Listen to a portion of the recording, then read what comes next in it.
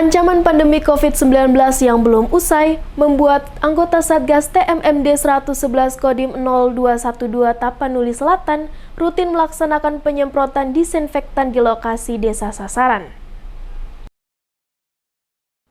Wabah pandemi COVID-19 yang saat ini masih belum menunjukkan penurunan di Indonesia, tentu harus lebih waspada lagi agar virus tersebut tidak semakin menyebar. Salah satu upaya dalam pencegahan ini, Satgas TMMD 111 Kodim 0212 Tapanuli Selatan dengan rutin melaksanakan penyemprotan disinfektan di rumah-rumah warga dan juga tempat ibadah di Desa Siohom, Kecamatan Angkola Barat, Kabupaten Kapuas. Pihaknya juga menghimbau masyarakat agar tetap menjaga kesehatan terutama dalam melaksanakan 5M dengan penuh kesadaran.